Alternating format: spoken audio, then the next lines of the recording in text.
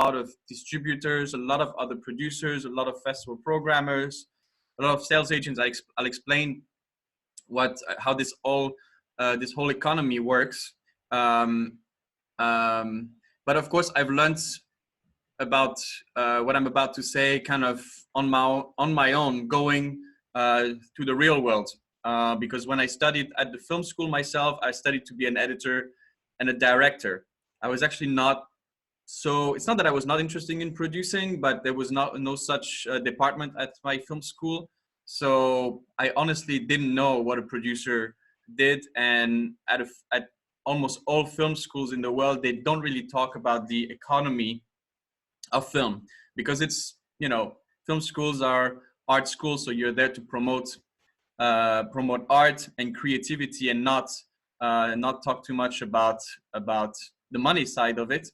But which is good. I still think it's good. But if anybody that comes out of film school wants to continue in the art house scene or the commercial scene in film business, you need to be prepared for it, because it's full of pitfalls. It's full of things.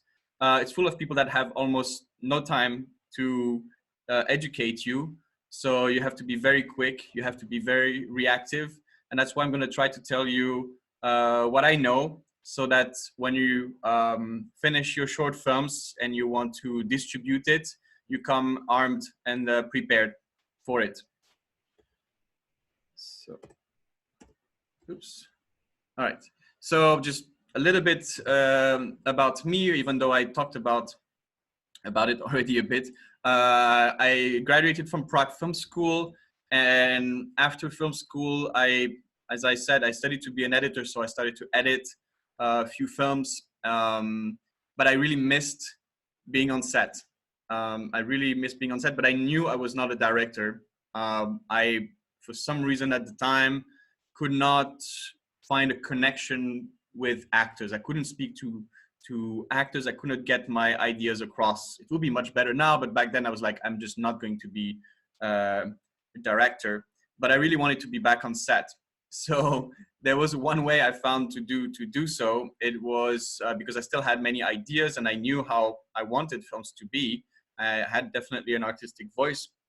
I thought, why don't I find people that with much more talent to direct scenes and direct actors, and work with them on financing and organizing the shoots, and kind of form the films in such a way that they would be able to have an audience.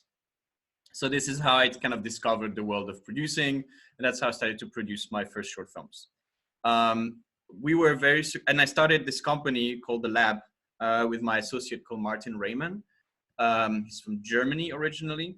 And we started this company basically with that idea in mind. We wanted to find a few talented people that were in Prague or in Europe mostly, and that had great ideas but didn't know how to get started, how to find the money, how to put the crew together, how to put the locations together. I mean, if you're shooting in Czech Republic, it's quite difficult if you're not Czech, because the language barrier and so on, which, it's not going to be your case because you're Indonesian shooting your films in Indonesia, but it's quite difficult for foreigners here to produce themselves just because of the language barrier. So we were helping with that, and we slowly developed in the company and our image by producing short films that were not typically Czech, and that were also slowly going more into genre films. So that's why we had some success with a couple of films called Supine and Rusty Lake. Supine you cannot find online yet, but Rusty Lake you can find it on YouTube, and Occasional Showers as well. If you've talked to Kaveh, I believe yesterday, that's his film that we produced. A very difficult film. I think I will very good short film, but very difficult for the market. I think I will use that as reference a lot. And of course, Giovanni's Maria, which we co-produced, and I helped also to find its audience. We moved now to feature film production and development, which is a completely new new way to approach the market. I think I will refer to it a bit during the session, but I know that you guys are doing shorts, so I will refrain from using too much the feature film as a reference, because it is really quite a different market. So that's for me. Because I'm moving to feature films, it doesn't mean that I'm not interested in shorts anymore. I love shorts. As a matter of fact, even though I said I'm not sure I'm going to be doing shorts for the next 5 years, it seems like, I mean, first of all, I did a short last month before the quarantine happened.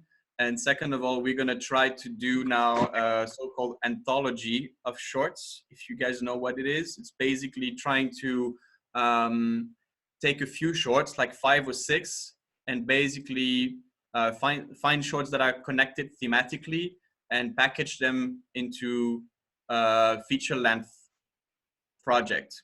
So I think you must have seen some films like that. Like famously, there is Paris, I Love You, or New York, I Love You. You know, these films that are that have segments directed by different directors, and they form a whole. So this is what I'm working on right now, because I love the format of short film. But as I will explain, there's not much of a market for it financially.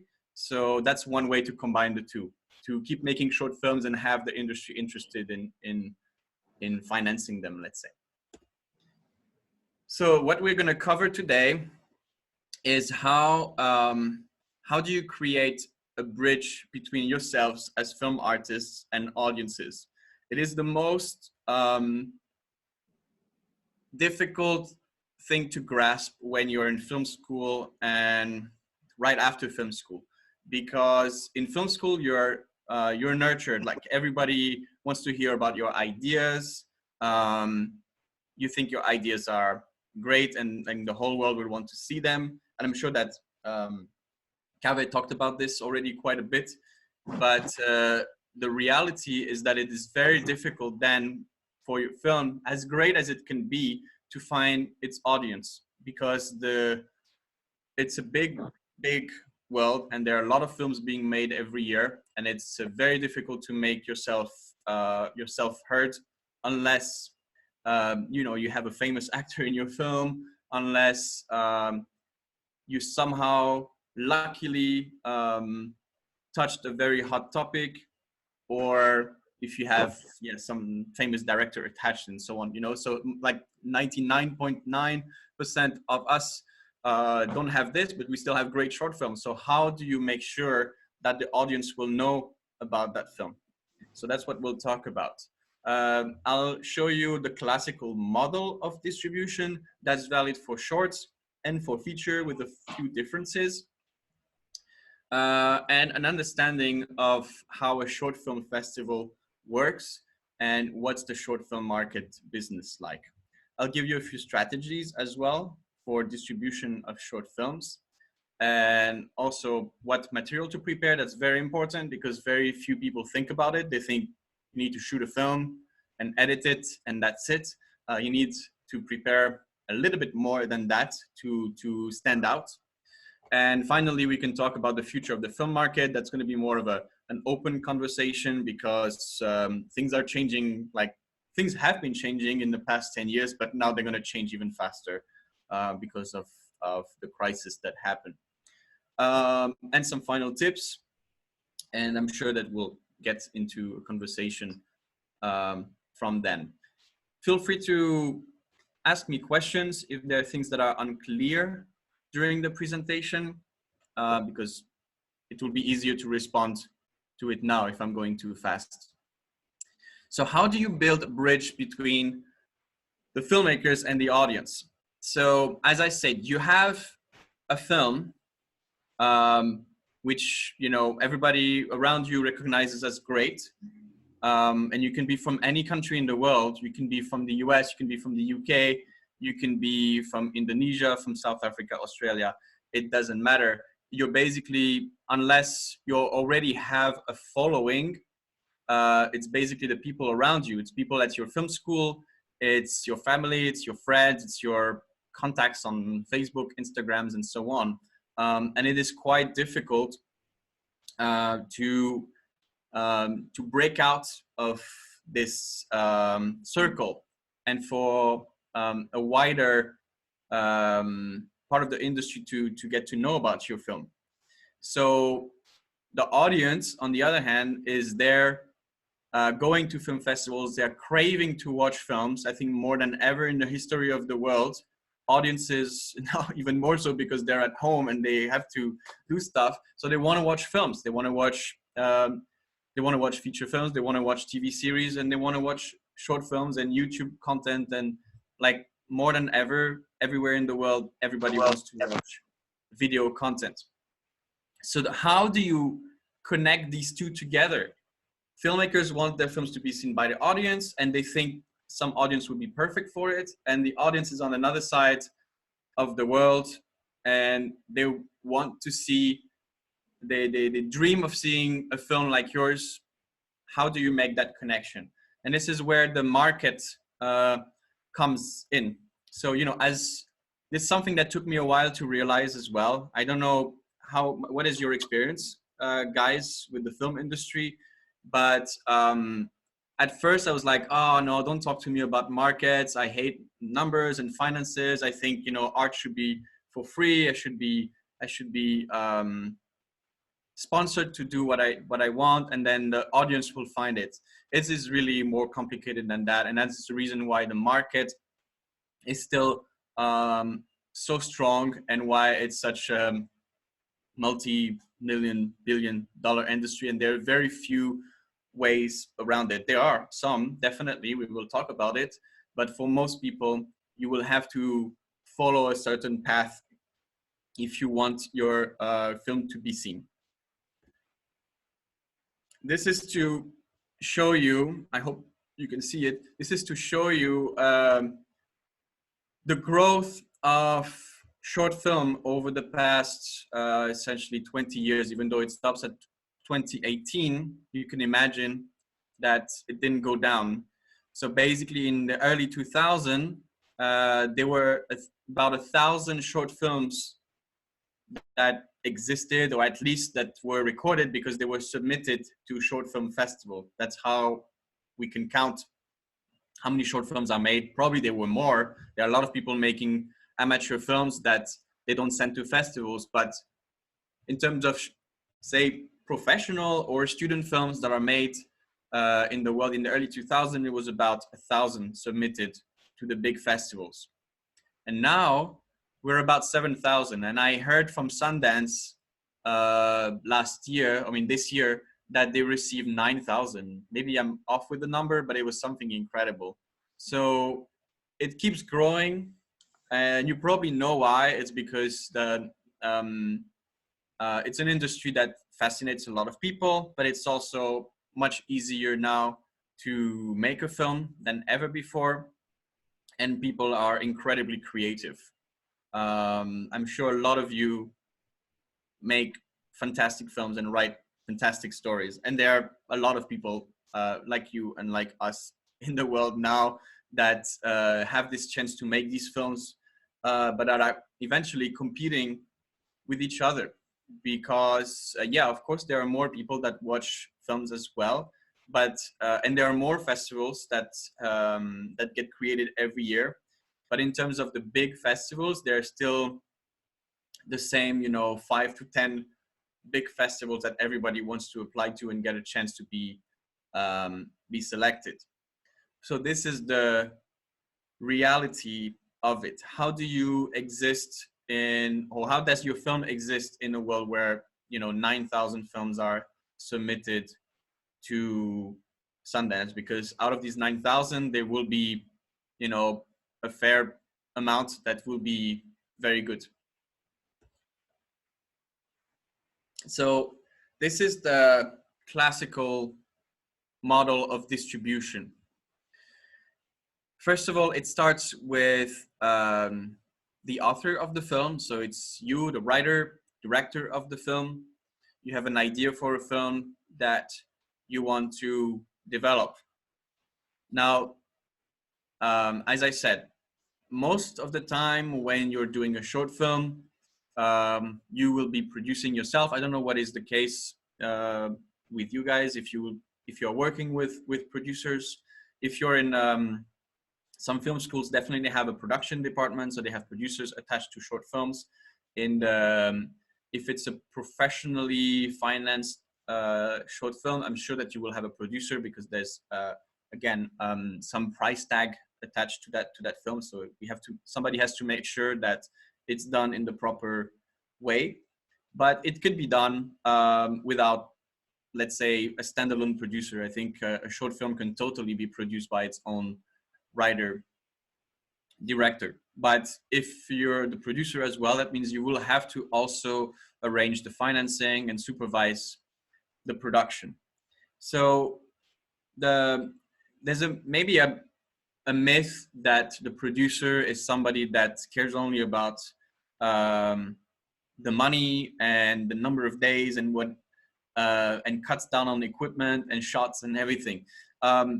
The truth is that the producer is actually, if it's an experienced producer, he is very aware of what the market cares about and what it doesn't care about. And also he knows, or she knows, how much a film can expect to make on the back end, meaning in terms of money.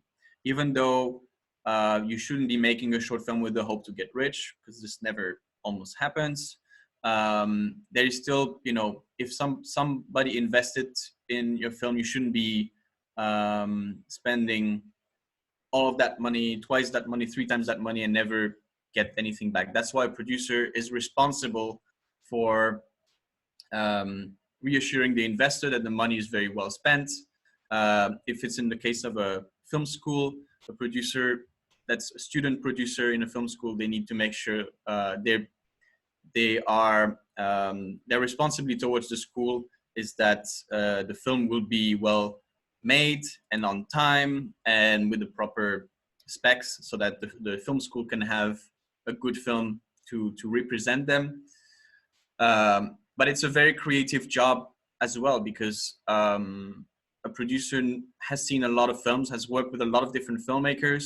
So sometimes they know how to work with the writer director's ego and the director of cinematography's ego as well. It's about managing that team, because everybody needs something out of this project, but it's a collaborative process. So the producer is the person that will kind of like tone down when things start to be out of balance. For example, typically a DOP cinematographer will say, I really need that very expensive crane for that shot. And he has convinced the director that, yes, that's what they need. The producer will say, let's sit down. And, I've seen a lot of short films. You don't really need that crane shot. That's not how your film will make it to Cannes or to Berlin, because it really is not. Like, nobody in the short film market cares about expensive shots. They care about the story. So the producer with experience will tell you how to limit some of the unnecessary expenses, as much as you would want 10 days for shooting. Maybe they will say, well, you're shooting a 10-minute film, we cannot spend 10 days. Let's do more in rehearsals and shoot that way and that way. So a producer is somebody that you really should be trying to find at some point. Maybe for your first films, you don't think you need them, and that's okay. You can do it without a producer. But at some point, it becomes very handy, because you just cannot do everything. As a writer director, you will have a lot of things on your mind, and sometimes you need a producer to be some kind of buffer with the rest of the team, and especially with what comes after the film is finished. Because after the film is finished, you will need to get the film out there to the audience. So as you can see, number 6 is the audience. So we have to pass by a few steps before then. A producer will be looking, once the film is finished, for a sales agent. It's not very common that it's called a sales agent for short films because, well, I'll get into the details of that later.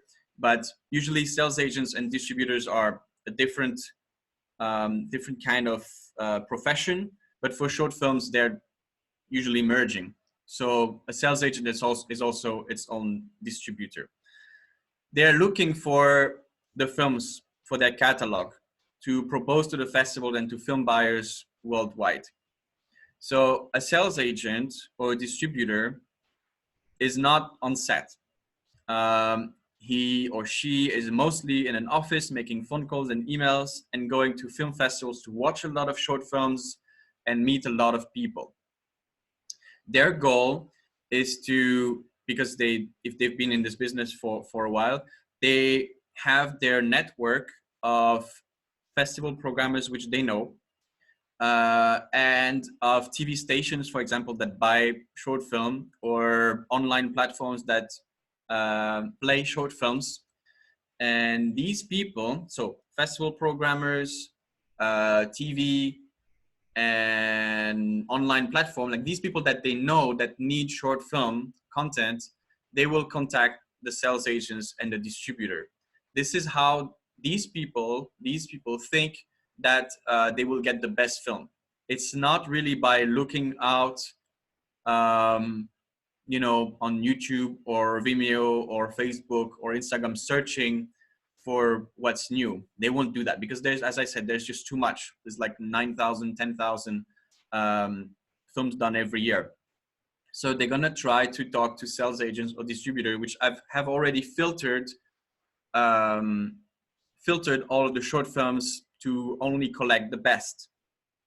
Okay, so it is the job of a producer to contact a distributor and say, this is our film.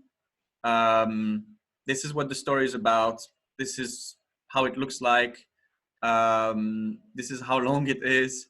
And this is when it will be finished. And we need help to get it to a festival.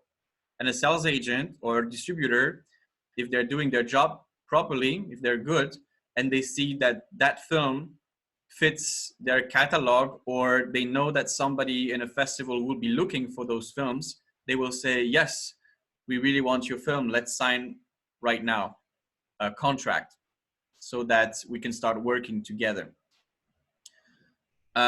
So all of these professions, they all need each other. It's a mutual exchange. The author needs the producer.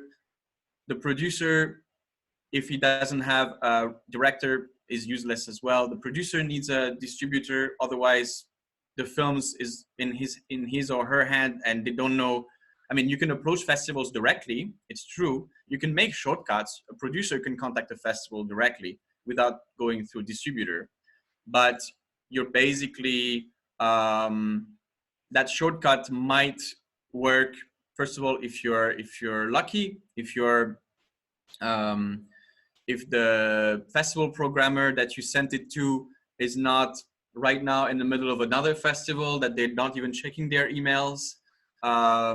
You know, festival programmers are very busy and they receive a lot of emails. So there's a chance that an unknown producer that contacts them, unless you make a very, very good pitch by email, they will just not even open it, you know? So while if you go through a distributor, that's already a green light for a festival programmer. They say, oh, distributors. So that's somebody that kind of already made a selection. And there's a chance that the festivals already know that distributor because they already had short films from them. So the distributor needs the festival to expose the film to the market.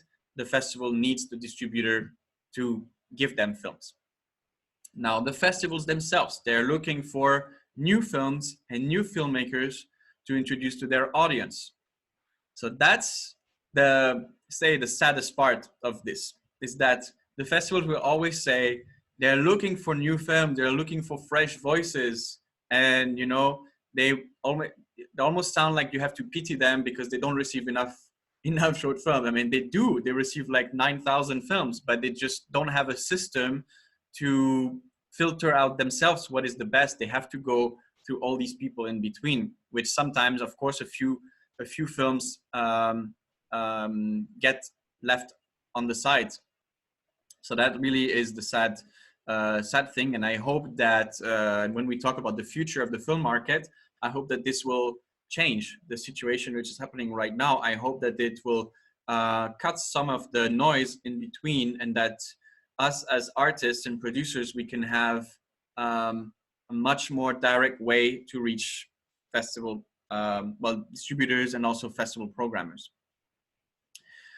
So the festivals themselves, they curate the film that they receive, meaning that they can receive a lot of films. Maybe let's say they receive 100 very, very good films, but they might choose only 20 because they only have 20 slots in the program. And as good as the other 80 films are, maybe sometimes even better than the 20 they choose, they just don't fit together in the program, because you cannot show 5 films about kids living in poverty, for example. Like, they might be very good films, those 5 films, but you're not going to submit the audience of a festival to the same topic 5 times in a row. So that's why they have to balance things out, different themes, different styles, different length. This is all that goes into the programming of a festival, and that's something which is very obscure. It's not transparent. They're never. We'll talk about the acceptance versus rejection of a festival, but this is not something they will ever talk about. Like, they will never send you an email saying, we didn't choose your film because there was that other film and that other film, and this is how we made our decisions. The decisions are very complex. There are a lot of people in the program with different opinion, and it's very obscure. Unless you're part of the team, you won't know why they didn't pick your film. And it's not because your film is bad. It's just because they only have a few possible slots, and sometimes it's about the type of program that they're running. I might make a small note here. I don't know how many film festivals there will be in Jakarta or around in Indonesia, but it's a very good practice to try and volunteer at a film festival, so you get to know a little bit more about how it works. First of all, you will understand the complexity of making a program. You will understand the economics of making a festival, which I won't go into, the sponsors and so on. Like, this is for a completely other class. But it will help you to see it from the other side. And also, you never know, make also contacts, because working in a festival team as a volunteer, you will also receive emails from distributors, from other festival programmers, from press, and so on. So you make your network as well that way. I mean, Kaveh, who you met yesterday, is running the Iranian Film Festival. I don't know if you mentioned how that connects to his filmmaker's career, but it helps him a lot, because he met a lot of fantastic Iranian filmmakers, which he wouldn't have had a chance to meet otherwise. So yeah, I recommend you to try and see it from the other side as well, if there is a chance. Okay, festivals. So you know festivals because you've heard about many, and the consensus is that a festival is there to select films and screen them for the audience to see them.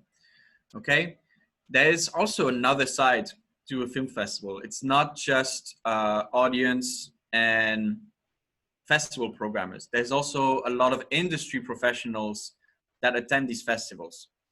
Other festival programmers will come, press will come, other producers will come, directors as well, these sales agents, distributors, TV stations, many people will come to film festivals in the goal of trying to find the next big thing, meaning like trying to find the next big film, trying to find the next big talent. It is very important for all of these people to go to this place, to the festival, and attend the film market. So that's my point number 5. The film market is the place where films get sold to the different territories and get introduced to new programmers, and where industry professionals network. Not all festivals have official film market. I will have a list later that shows you which one do have a film market, meaning it's an actual physical place where people have stands and they get to have meetings, they sit down, they watch trailer, they talk about posters. I mean, it's really a market. It's like a fish market, really. That's the best analogy I can find. But even if a festival doesn't have a physical market with the stand, every festival does its share of networking. Even if you go to a small festival, you will have a lot of chance to meet other filmmakers, meet distributors, meet festival programmers. I don't only recommend to go to the big festivals. As a matter of fact, when you're starting, it's very good to go to a smaller film festival, because you will have a much bigger chance to meet people that are a bit higher up. Because if they're a small festival, they will put everybody in the same room. You'll have lunch and dinner together with these people. You will get to talk to them after the screening. There's no big separation. It's not a big event like Cannes or Berlin, where you see the stars from very far away on the red carpet, but they as soon as the screening ends, they go into their car and they leave. In a small festival, it doesn't work that way. Like you get to meet and talk to a lot of people that have less pressure to be there. So I recommend you to go to smaller festivals as well. Maybe you might have a question about what a territory is. It is not so much for short films, but for feature films, definitely. Territories are basically countries or regions. So a sales agent will be trying to place the film into different territories, meaning different countries like US, South Korea, Japan, France. They will make different deals in these different territories. So any film that any art house film, I'm not talking about the big studio films like all the Marvel and Disney things, that doesn't work that way, also because they have their own business laid out worldwide, so they don't need to find distributors in each country. They know already that the film will be sold there. But like an art house film from Europe, Central America, Asia, they need to find the local distributors in each country that will take the risk to play that film. We'll get into that in more details. And finally, the audience that sees the film that gets put in front of them. Okay, so you see there's a lot of steps in between for somebody who writes and directs a film and finishes it to get to see it, to get to show it to an audience. The good thing is that if you know that already now, if you're preparing yourself for it, then there's a much bigger chance that you will make it faster than other people that feel like they don't need all of this and that they can reach directly to the audience. Maybe they have a really good secret way to bring people to their Vimeo page, but then they should write me, because I'm curious. Because I don't think it is that simple. If you want to get some recognition in a big festival, you usually have to cut through all the noise and all the other people that sound the same as you, and you need some help with that. Is there any questions so far? Yeah. Hello, Steve. My name is Euro. Yes. Yeah, thanks for the opportunity. All I want to ask is, do producers need to intervene on the script? Okay.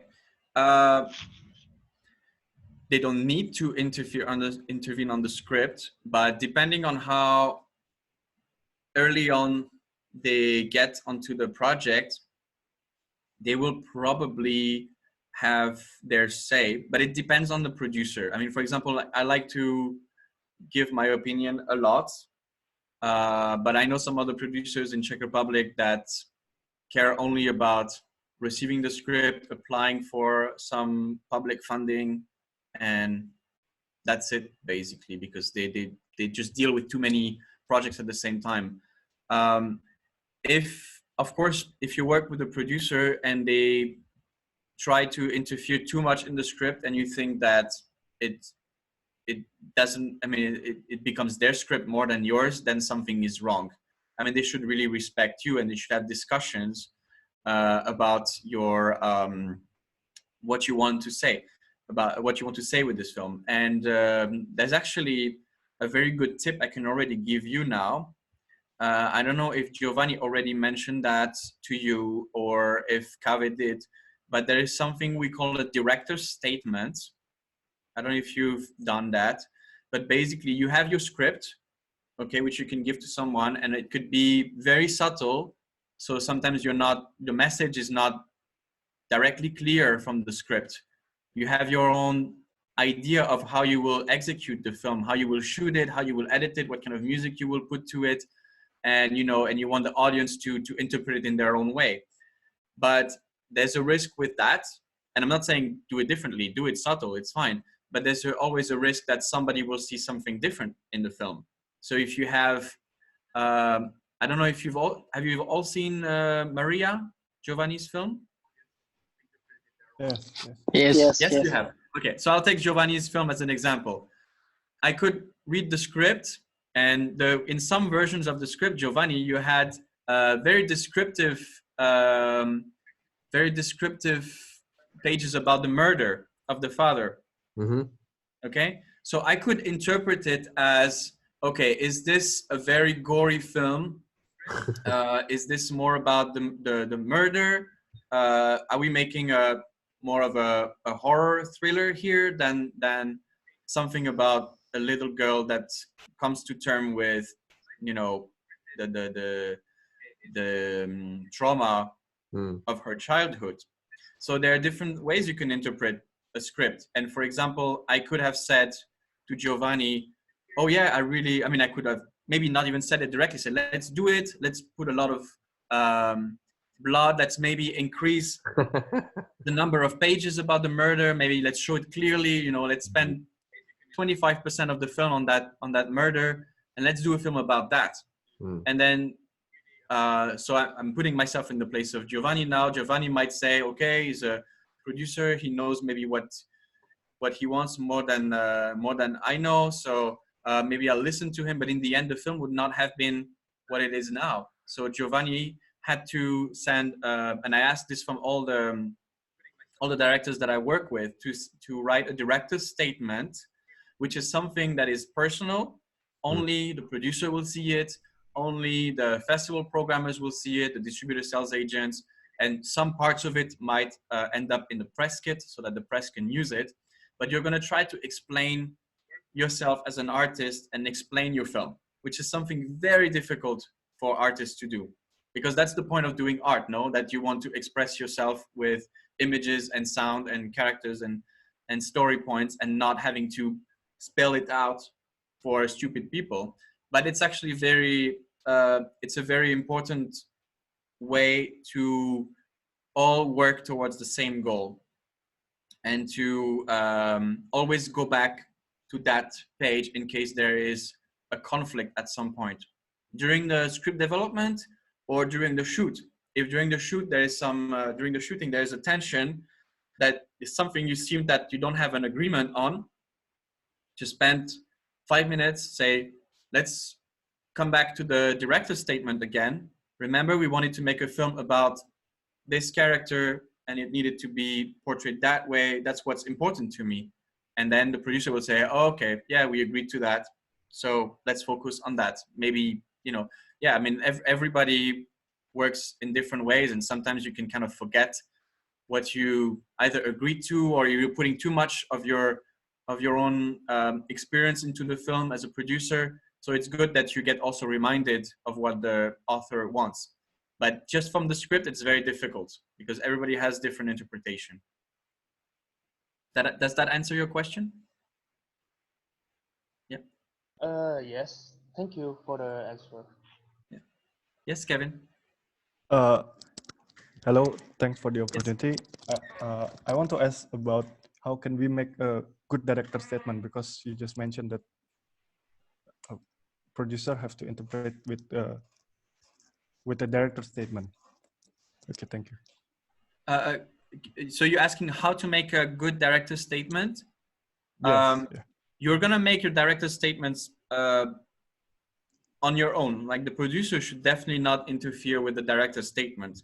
Maybe maybe what Kevin meant is, like, do you have tips, some tips to have make a good director statement that the producer will interested? I mean, I think you will of course go through many drafts of that statement until you feel comfortable for the stories to come out and for the people to know about this. But you're gonna have to go really deep into your soul, and you're gonna have to explain something about your personal life, or some anecdote, or some story that you read that really touched you. This is what you need to talk about. Don't get too technical. Don't say, I want to make this film because I want to work with actors, or I'm making this scene that way because I was really inspired by the Steadicam shots in 1917, or like, don't get technical, because this is not a good enough reason to make a film that you want to copy something. Or you just say, I want to make a film because I want to make a film. It needs to be something more personal, definitely.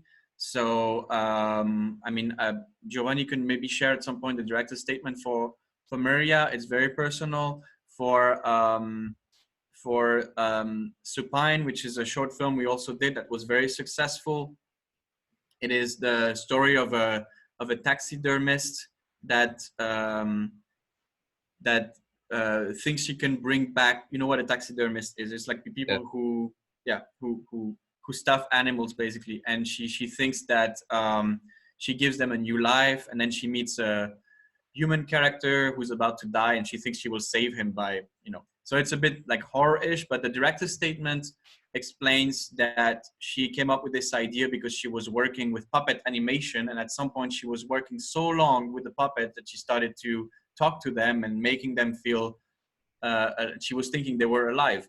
So that's what generated the idea, the inspiration for her. So talk about what inspired you.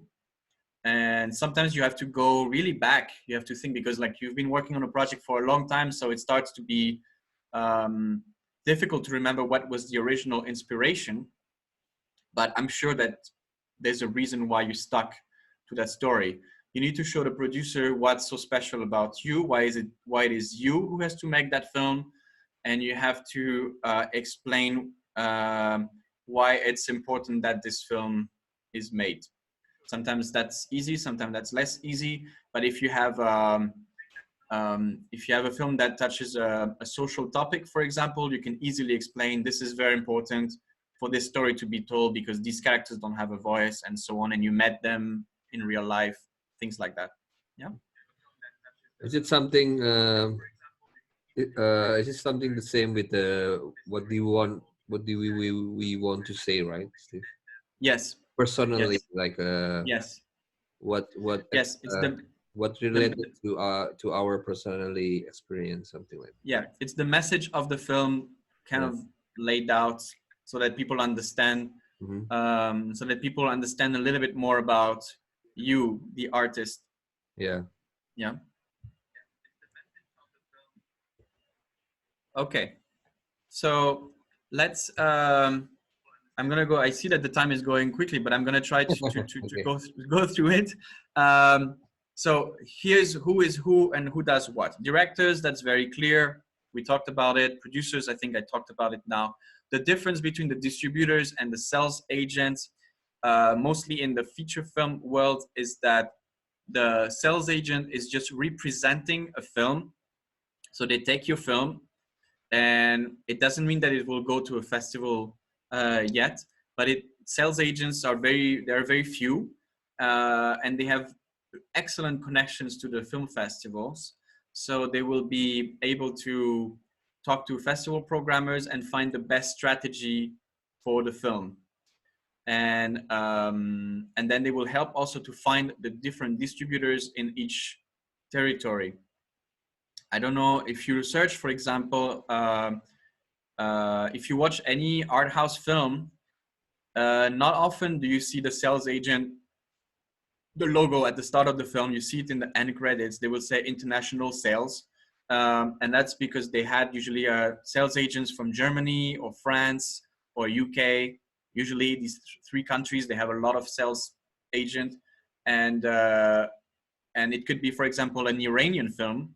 Many of them have a French or German sales agents who will then place the film in top festivals and also work with distributors around the world to get the film out there to the audience in that country. So distributors are specific to each country. There's a Spanish distributor, there's an Indonesian distributor, there's a Japanese distributor, and a distributor's role is to buy a film. So they buy the rights to a film for a specific country, and it's their job to find what is the best way to get it in front of the audience. So the distributor then will find when is the best festival in that country that I can premiere the film at, when is the best time to release it, because like if I'm from here, from Czech Republic, and I want Argentinians to see that film, I don't know what's happening in Argentina in terms of event. Maybe I would say I want them to see the film in May, and then I don't know that in May there is a big football competition. Nobody's going to go to cinema because they're all going to watch TV. You need to know about these things, and it's quite difficult to know about each country. So distributors know very well this. Festival agents.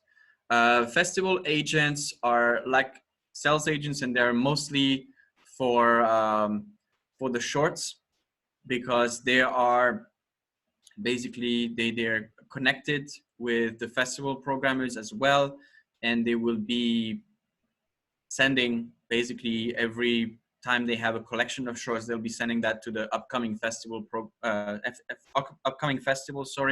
and show them what's new, and they will of course make sure that the films they send are suited for that festival. We will talk about it.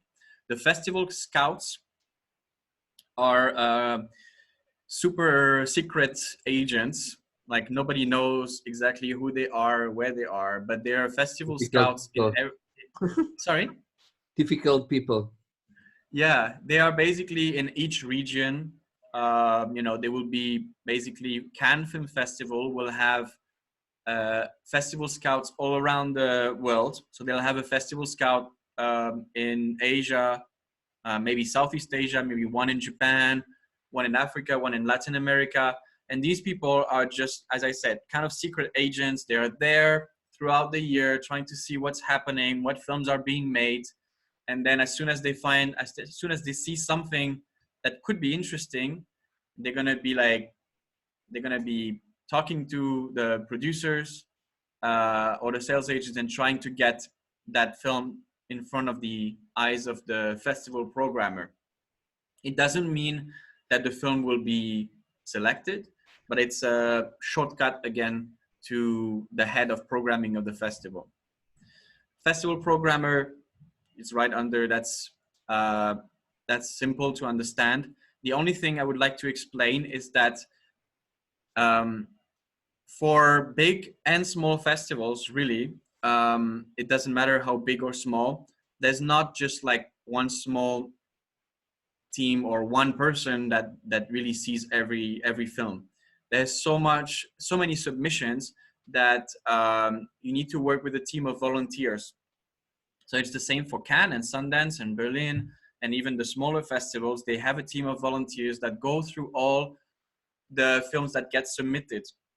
The downside of that is that if you're submitting your film through a channel like you're just submitting your film as a producer and not through a sales agent, then there is the chance that it will be seen by somebody that maybe is in a bad mood that day, or is going to watch your film while being on their phone checking Instagram. That's the problem.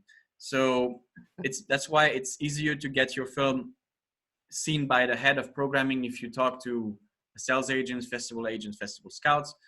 If not, you're at the mercy of who is the volunteer that will watch your film. But of course, most people, I'm just taking an extreme example, but in most cases, they do their job well, but it's just one person. And if that person, it's not his or her taste, the film that gets seen, then, maybe somebody else in the volunteer team, it would have been more of their taste, but unfortunately didn't get in front of that person.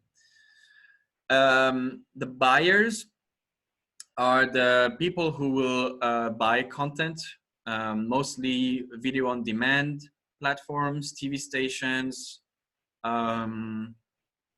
It can happen that some producers will buy the rights to your short film to put them into an anthology film, as I explained in the beginning of this session, meaning you take a few films and you package them in one to sell a feature-length film. That happens as well. So that can be a buyer.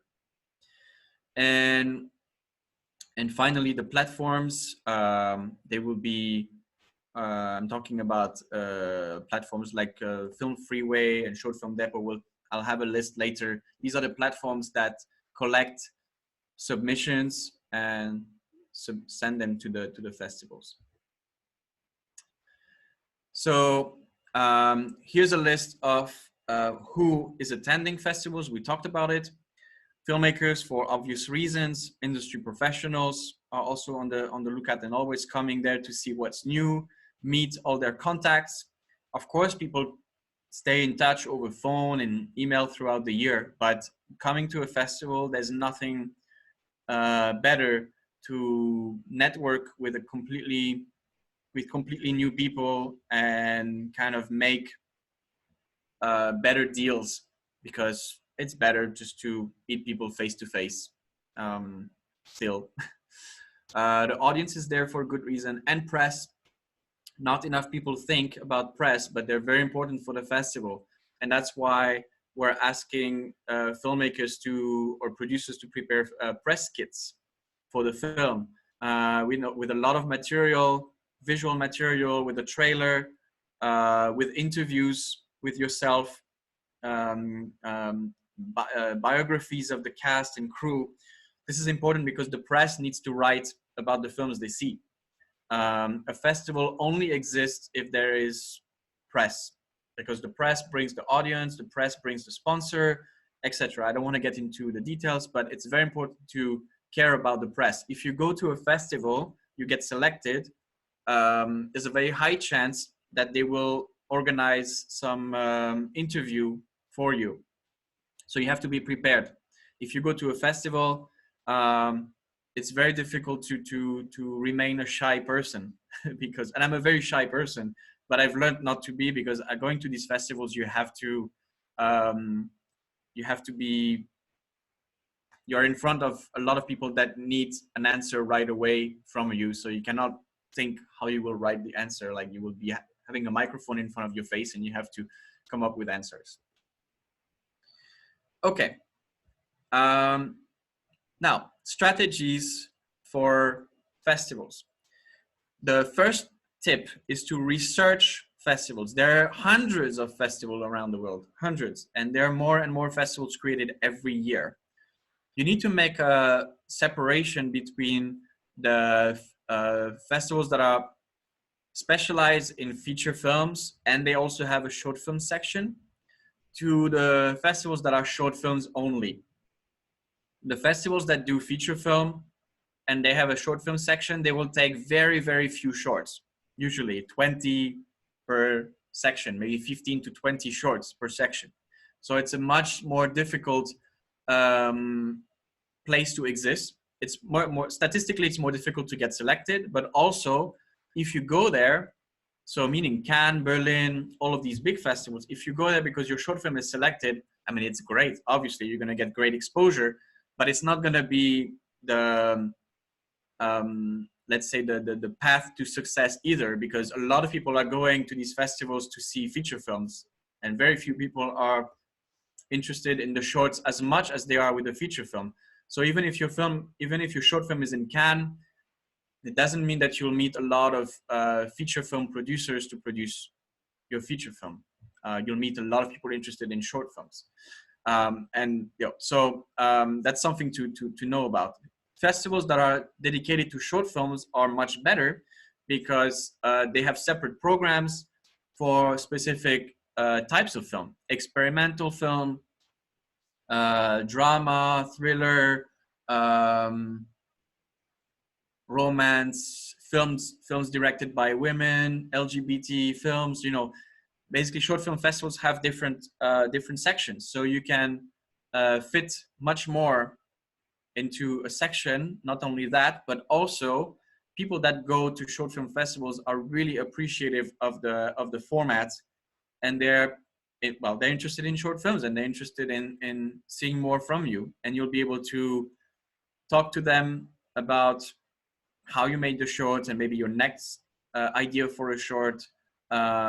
It's much easier to talk to people about short films in a short film festival than it is in a bigger festivals. I mean, I don't want to get into details, but the number of times that you go to big festivals, Cannes and Berlin, and you meet people and you talk to them for a minute, and then they ask you what you do, and you say, "Oh, I made a short," and they're like, "Oh, okay," because they're interested in feature films, which is a different economy, and short films don't bring money. So some people unfortunately don't care, but in short film festivals, they really do care, and they're great festivals to go to.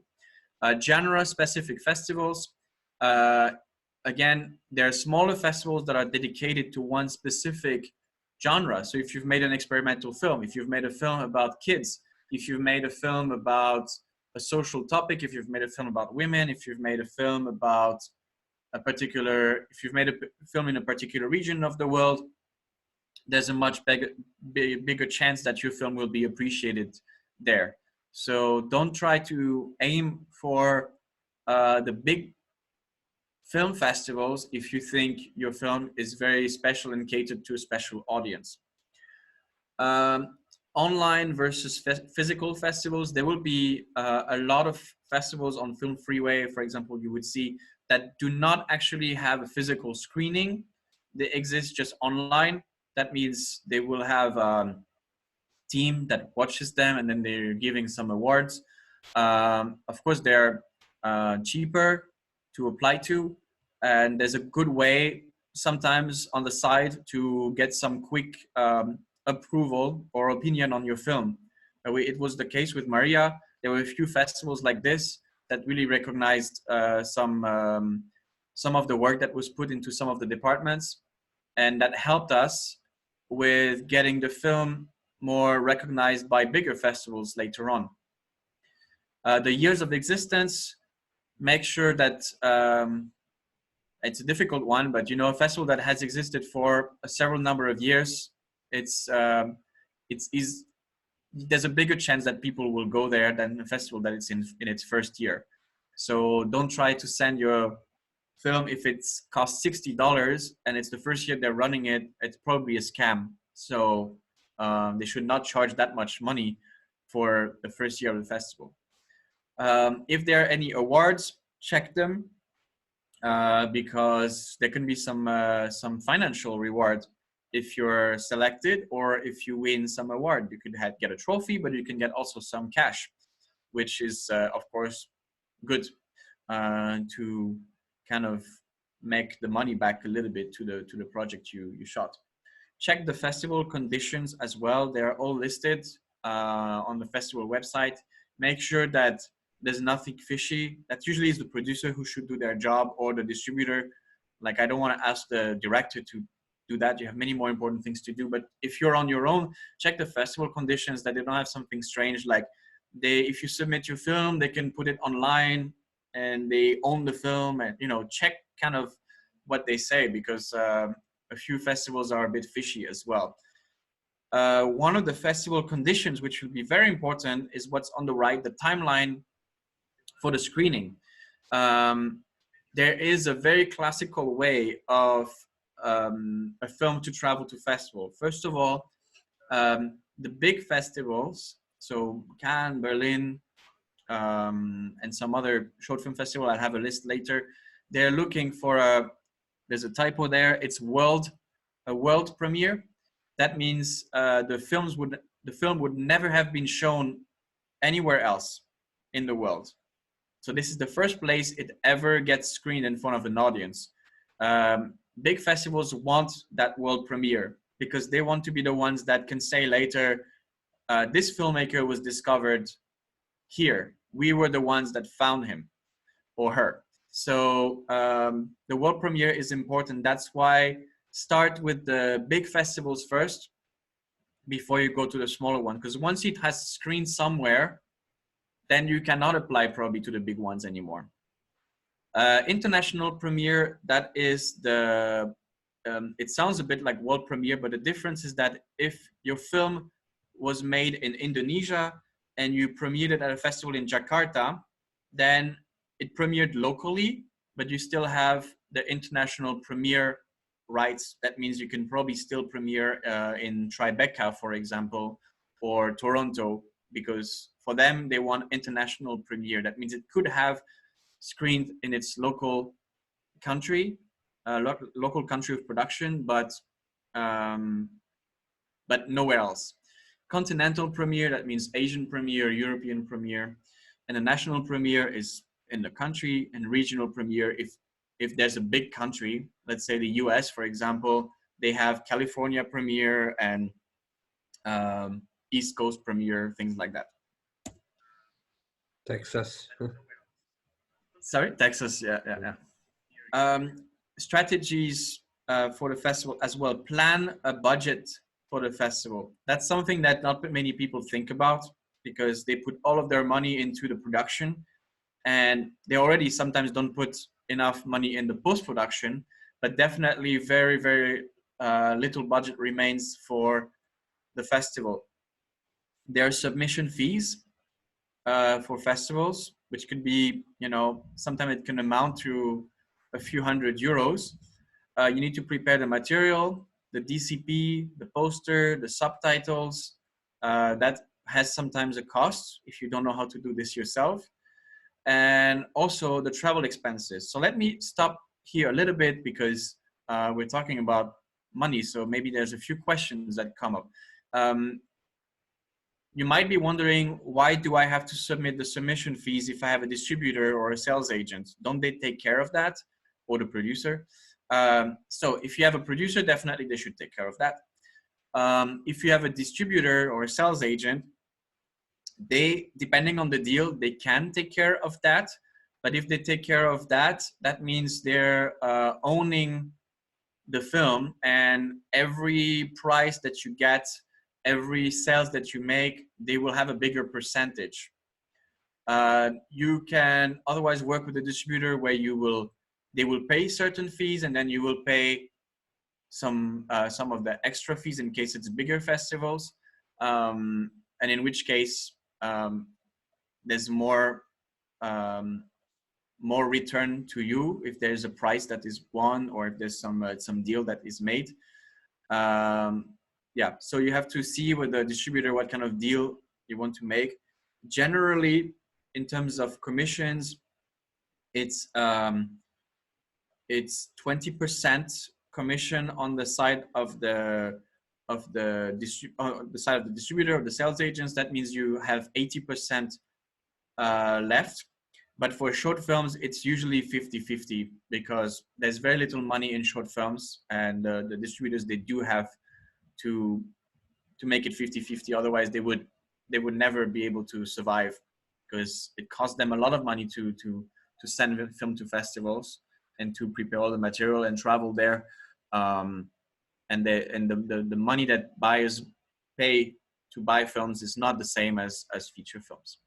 Travel expenses also, a festival, if they invite you, they should try their best to pay for your travel expenses. But most of the time, they will pay for accommodation and food. They will not pay for your plane ticket unless it's a big festival like Cannes will pay for your plane ticket, of course, because they want you there and they have the money for it. But smaller festivals, they cannot pay for plane tickets. But at least you will be getting housed in a nice hotel, and you will be invited to dinner and breakfast and everything. So you don't have to spend anything there. Maybe you can get even some money from them for a daily expense, say 50 euros per day that you're there. But yeah, plane tickets quite rare to be able to get the festivals to pay for them. So you need to plan this in the budget if you're getting somewhere. But if you're getting in a big festival, then maybe you can get some sponsor to help you with that. Working with festival agents. So I did talk about a little bit about that, right? The benefits of working with festival agents, that they have a direct contact to the festival programmers. And also they'll be in charge of all the contracts and all of the paperwork that is very annoying to do. In terms of traps to avoid, you need to make sure that the distributor or the sales agent doesn't have too many projects that they're currently juggling with. And you need to also check that they have the kind of films that you have made in their catalog, because otherwise they'll just get your film just for the sake of adding one more film to their catalog, but they won't care about it. So if you've made a film about children, try to find somebody that cares about films about children, because otherwise, if they care about horror films, then you know that they'll spend most of their time at horror film festivals and trying to sell their horror films, and very little time to sell or care about your film. So do your research as well there. In terms of timeline, it's a question. When can you start contacting festival distributors, sales agents, and festival? A lot of the time they say that you should submit a rough cut, but I find in my experience that that is only valid if you're a big filmmaker or a big producer. Then of course they will care about watching your rough cut, because they know that you will finish the film nicely. If you're not somebody with experience or a name, send the best version of your film to people, because they won't give you the benefit of the doubt to that your film will be in better shape once it's finished. So send a fine cut, fix up the sound, add some nice titles, do a bit of color grading. Don't send a rough cut, because there's a chance that they will just not see what you imagine in it, and they will just ignore it. So it's like 80% finish, right? 85. Yeah. I mean, it's best to wait. And miss a deadline for a festival, and maybe you'll submit it the following year than trying to send it unfinished, because the problem is that you can only submit it once. So if they didn't like it the first year, the next year you can say, well, but now it's finished, and they'll say, no, but we already looked at it and this film is too old for us. Yeah. But I want to share my experience with Sundance. Like, they accept like a very rough cut. And I don't know, like they mentioned like 60-70% finished film that you will you can submit it, but they care about the sound actually. The sound, absolutely. Yeah. I mean, the color grading and something I mean they put at last. Yeah. But first Yeah. first thing, because the sound is brings so much into the film, the emotion or something. So I think most particularly the sound rather than the color or something. Yeah, so yeah, just my experience with the Sundance. It's true. It's very true. And then the relationship also. This is very important, and that if there's really one point you should remember about this presentation is that this business is all about this industry, this business, yeah, it's all about relationships. You know, the people, they know each other, they talk to each other, and it's all about building these relationships. So always be nice to everybody that you talk to by email or in the real world. Don't make enemies, even if Exactly. they reject your film, even if you feel like they didn't treat you well.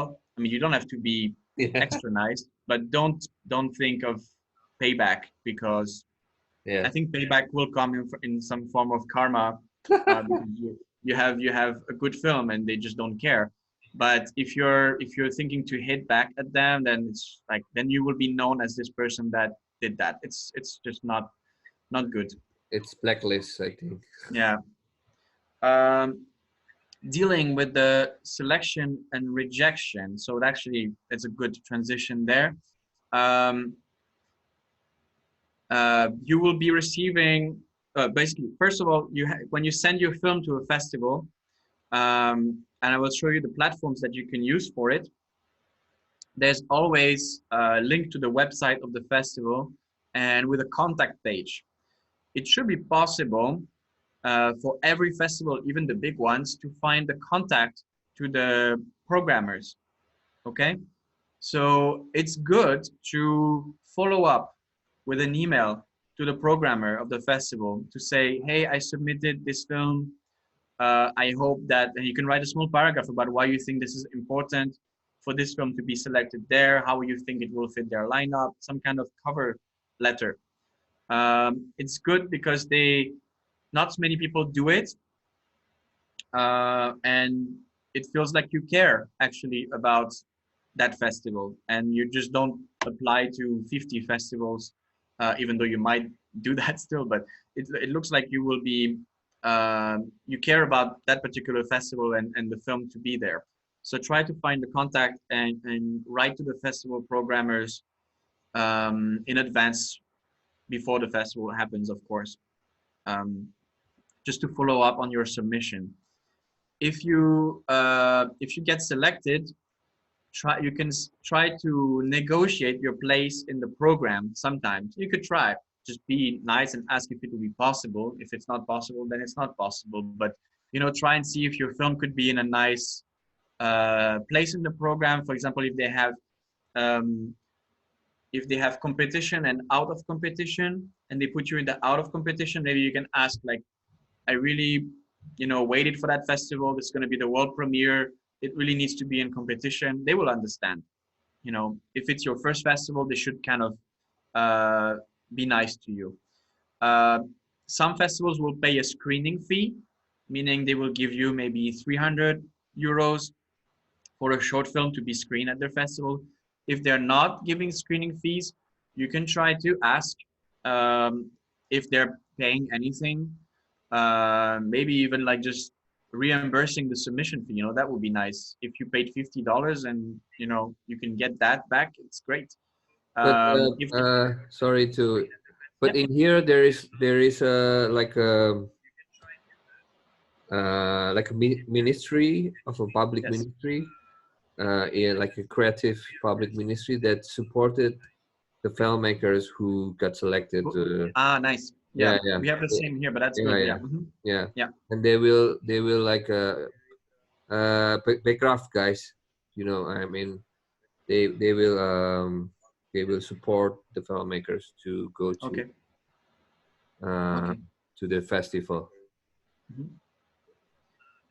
I said it before, always keep a good relationship with the festival programmers. This is something that a couple of festival programmers have told me, that if you're receiving a rejection letter, and you will be receiving some rejection letters, everybody does, it always hurts. It hurts probably more the director than, you know, the sales agent or the producer maybe, but it does hurt me when I receive a rejection letter, even though the film is not coming only from my heart. It's mostly the writer director, but you know, you put so much effort into the film that when somebody tells you they watched so many films and you couldn't make it, and you receive a few of those, it's not easy. It's good to try and write back to the festival. You could say, we understand, you know, we wish the best for the festival, and hopefully you can submit your next film there. This goes a long way. I'll tell you why. Because first of all, they might appreciate that you didn't take it badly. It's not easy for festival programmers to send these emails. They know that, I mean, everybody's human, and it's not easy to send somebody a message saying you didn't take them. So it's not easy for you, but it's not easy for them Right. either. So if they receive a reply saying that you didn't take it personally, and you understand there are many factors for the programming, but if you could stay in touch regarding the next projects, then you have a direct contact to the head of programming. And also you might add a little line there saying, if you somehow, you know, you like the film but it didn't fit the program, if you know any other festival programmers who might be interested in that film, we appreciate to be put in touch with them. Okay. Not many people do, because a lot of people get hurt and they say, you know, that's a stupid festival, I'm never going to talk to them again. So very few people write back, but actually if you do write, the festival programmers really appreciate and they will help you. Yeah, exactly. Remember that everybody knows and talks to each other. I said it, it's a small still industry. So even when you submit a film to two festivals that are close together, let's say like Sundance and Berlin, and if you have a contact to both head of programming, and you write to both of them that you really think Sundance is the best place to premiere the film, and then you write to Berlin the same thing, you really think Berlin is the best place, they talk to each other and they will laugh. They say, this is crazy. I mean, they all know each other, the big festival programmers. So don't try to keep that in mind. What a festival can bring you, obviously it can bring you some awards. Sometimes it's money prize, sometimes a trophy. Whatever it is, it will bring some credits to yourself as a filmmaker. It will be much easier for the film to be selected in the future. In more festivals will ask to see the film, and then if you have awards, if they are asking you to select the film, then you're in a better position to ask for a screening fee. You can network for the future project, you can sell your film, but you have to come prepared to a festival. You have to come with some like the normal things, some business cards. I like to print some postcards with a poster of the film, or some flyer or something that you don't have to spend, you know, a lot of money on it, but it's good when you meet people that you give them something physical to remember you by. Because like when you're going to be meeting people, you're not going to be showing them the whole film. So you have to give them something visual that later on they can, when they come back from the festival, they can take it out of their bag and they can see, oh yeah, that person. And then if you write them, if you follow up, they'll have something physical to remember you by, and that's just a nice thing. Sorry, Steve. Yes. I have a question for myself because I have so many rejection also for my films. So like sometimes they reply me like for the rejection, like the big festival, like they email like oh yeah, I mean not so many wonderful film, not so many beautiful film could be this festival. I mean, what do you think? Is that an excuse good reply for them, or they or probably they true that they really care of your film, because, but unfortunately the film couldn't fit the festival. You know, do Yeah, you understand what I mean? I mean, look, it's very difficult. I think it's what I said in the beginning. They're never going to share exactly what were the discussions mhm. in the team. So you have to dig a little bit deeper, and maybe by replying to the message and being nice, maybe they'll give you more information.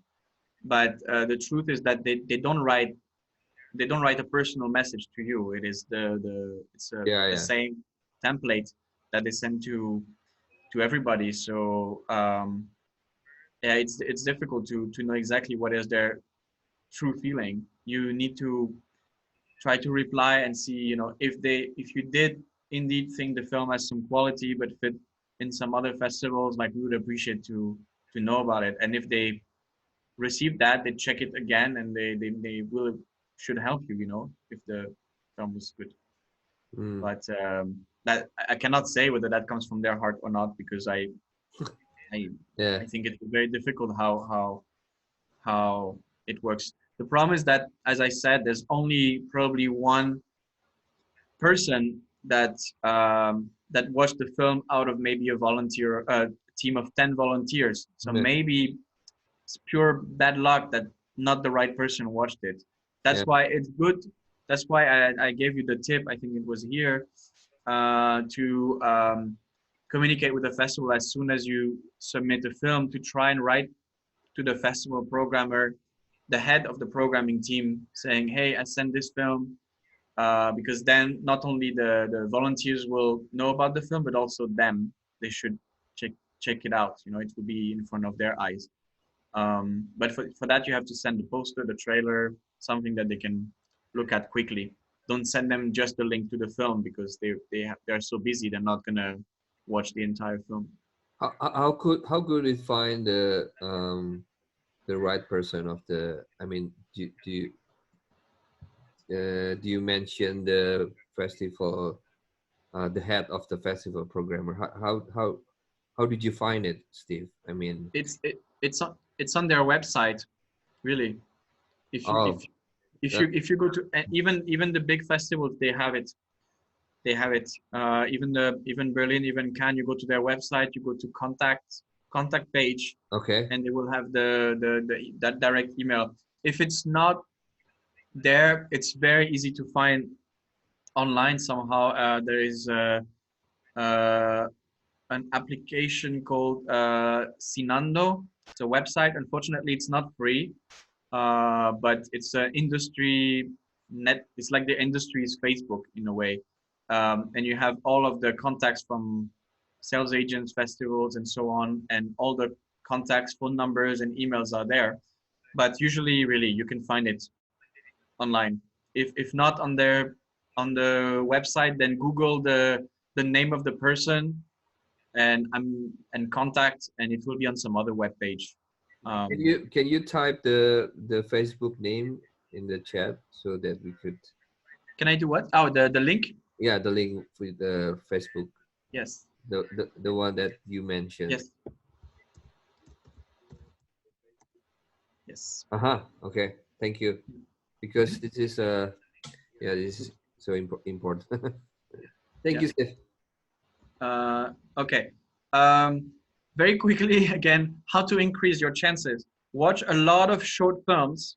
I'm sure that Kaveh and Diego, who've met before, recommended that to you. I think a lot of us watch a lot of feature films. We watch a lot of TV shows and not nearly enough short films. And there's a difference narratively between shorts and features and TV shows. And you need to understand what makes a good short. So watch a lot of short films so you understand that it's not about making an epic story in 15 minutes. It's about having a simple message with original characters and trying your best in a short amount of time to have the message come across. So yeah, remember the difference between feature and short. It's good to have an original story, but simple. So this is what festivals care about. They care about things that are a bit original. Don't try to do something that's been done in a feature film and in a smaller time just because you think you have a special take about the way it should be shot. Try to find something a little bit original, a connection to hot topics, but that's only if that's the kind of thing you want to do. If you want to do something that is has a bit of a social aspect, you can search for, or you can look around for what are the topics that festivals are interested in, because for example in Europe the hot topics are always like immigration and poverty and minority rights and things like that. So if you have this connection to a hot topic, sometimes it's by luck, because you make a film and by the time it gets to a festival, that's when it becomes more trendy in a way. What I would like to push you though is to find unique characters. Sometimes the story is not that original if you put it in a log line, but it just has something about the characters that's original. So trying to find a profession or the activity of the characters somehow unique. It's never been portrayed so much in film. So it can be a simple romance, but something about the character is unique. Or it could be a mother-son drama, but something about maybe particularity about the son or the mom or job occupation. Something is unique and is a selling point of the film. Giovanni mentioned it, the quality of the photography, of course, to some extent, but most importantly, the quality of the sound. The festivals don't really care about fantastic, expensive cinematography, but they do care about the sound. So take care about the sound of your film, because it's cheaper to do good sound than have expensive lights on set, and it goes a long way. Watch out for the duration of your film. That's a very important point, and I will have a graph later on to explain it. Don't do films that are too long. That's the mistake. I'm getting approached all the time by people that send me scripts that are 30 pages and that are basically epic films that should be feature films, but they're trying to be packed in 25, 30 minutes, which is, if it's exceptional or if it has a star, then maybe there's a chance. Otherwise, it's a problem for festivals to program, because they have a block of time. The festivals, they basically have maybe 2 hours of a short film block, and they want to put as many films as possible. So if they would put only longer films, then they would have 4 short films, and that would be the end of the short film block. So they will program films that are that have reasonable duration, and that means that there are a lot of good films that do not get selected because they're just too long. Like they get into the short list, so they get somehow almost there, but then at the end, when the final decision is to be made, somebody says, if we keep that film, we have to take out two other films, and we really kind of cared about these 2 other films because they were talking about this and that. So your film will be taken out just because of the duration. So don't make longer films, and especially if it's your first short films, there's no reason you should be that self-indulgent. Try to tell a story in a short amount of time. Be selective with the festivals you are sending it to. As I said, if you try to spend all your money on the big festivals, Cannes, Berlin, Sundance, and so on, you will just spend a lot of money, and it won't go necessarily anywhere. So if you've made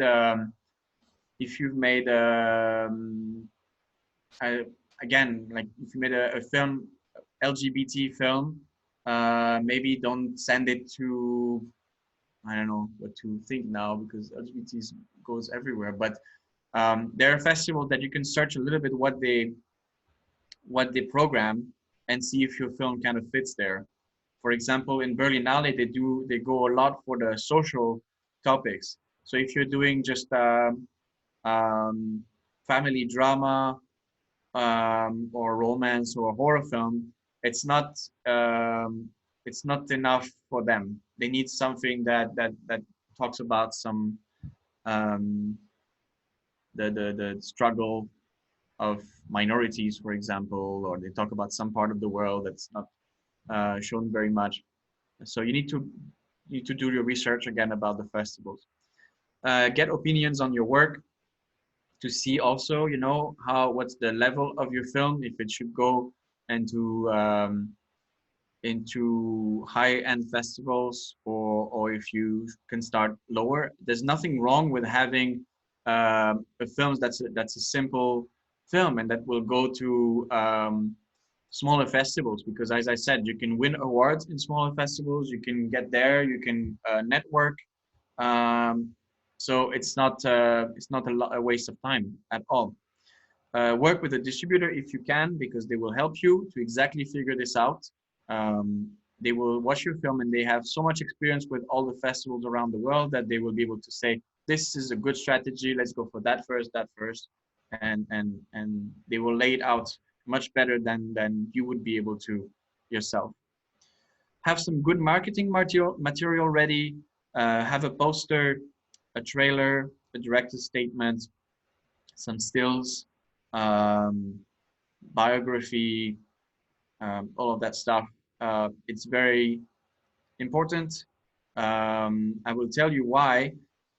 I was a volunteer for 3 different festivals in the programming team. That means I'm not the one who makes the decision, but as I said, I'm going to be one of these people that gets sent 200 short films a week, and I have to, my task is to watch them. And when I accept to do that, I always think, oh, it's going to be great. I'm going to have, because they give you like 6 months essentially to watch all the films. So you think you log into the platform, you see all of the films that are submitted, and you start to watch them with a lot of dedication, a lot of care. So you watch all of the films that come every week. And there's like 10 films, 20 films, and that's fine. And then as you get closer to the festival, it starts to increase. Then suddenly you have 100 films, 200 films, and they keep like as close to the deadline as it gets. You get a lot of films, and then you have to split it with the other volunteers. But at some point, you just have no time to watch it all, especially if they're long films. So you have to make a decision based on the log line, the poster, sometimes the trailer. And you're going to be watching the films that have something exciting, as simple as that, because you just simply humanly cannot watch all of the things that come at the last minute. So of course, one good also tip would be to send your film not at the last minute, like try to send it, you know, a few weeks before. Even a week before is good. It's really the 1 day or 2 days before the deadline that's just impossible. Like nobody can check. No festival can check out all of the films when they come like the last minute. And submit the best version of your film. As we talked about it, careful with the work in progress. If it's too rough, your film might just get overlooked. Yeah, this is just a graph about the length. As you can see, this is the average length of short films that are selected in the film festival. So at the bottom, you see the length, and you see in average, it's about 14, 15 minutes, 9 minutes as well. That's basically the peak of shorts that are selected. Then as the length increases, there are less and less films selected. Somehow it jumps again here when it gets to 30 minutes, because there are some festivals that are that have a special category for films of a certain length, but still it doesn't get as high as, you know, 9 to 15 minutes. So that's about the length that I would suggest you to write for short films. Try to never go over 15 minutes if you can. I mean, even if you think that you just cannot cut it more, try. Try to cut that last minute, because if it goes under 15, it's still going to be better than 16, 17. Just when you're a festival programmer and you see 17 minutes, you're like, oh, 17 minutes. There's something psychological about 15 minutes. Like, it's under, you can say, I can watch 4 short films in 1 hour, you know. This is a list of festivals. I will send to Giovanni the PDF, so you guys can have it. This is the list of important festivals happening. The very famous ones on the left, which are for feature, and they also have short film section. In bold, you have the ones that have a film market attached. That means a physical film market where people can talk to you about buying your film, about next projects, etc. Short film festivals, these ones are specific to short films. I really recommend you to look more into them for short. Like, talk to people around you, talk to distributors, see if your film even has a chance to get into these big festivals. Because I think you have much bigger chances to go into these. I'm not saying like you guys, like everybody who makes short films, we just have a much higher chance to get to short film festival than the A-list one, because it's very vague. The way they program things, it's very difficult to know what they want. But Clermont-Ferrand, is the biggest one. They show about 200 shorts every year. Sapporo in Japan, Holly Shorts in America, Estetica in England, Torino in Italy, Aspens in America, Palm Springs as well, Flickerfest in Australia, Short Shorts is in Japan, Oberhausers in Germany, and these last 3 are in Germany. Dedicated to short films, about 100 to 200 shorts selected in different categories. Check it out. Go to the website and see what they select, and see about the deadlines. Some specific events that I listed here. The AFM is the American Film Market. That's a film market mostly for feature, also for shorts, but it's quite expensive to get there. Film Bazaar is in India. That's for the Asian market. Brest Film Festival, it's a European film festival. It's in France, but they are very interested in our work somehow. I've managed to get a lot of films there, so maybe I can help you with that. All the genre-specific festivals. And finally, there is a link to this webpage. Let me see if I can show you. Do you still see the page? Yeah.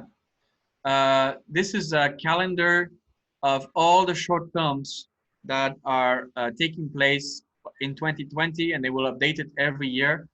You cannot see well here, but I'll send you the link, and I'll send you a link in the chat, actually.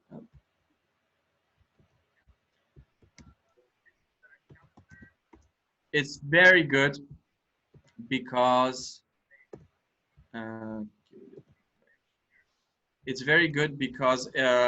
it lists all of the short film festivals, like only short films festivals. I mean, it includes also the ones that are feature and shorts, but basically you see a list of all the ones that you might not have heard before, and you can do some research, and it organizes them into months, and also it gives you a heads up on when are the deadlines.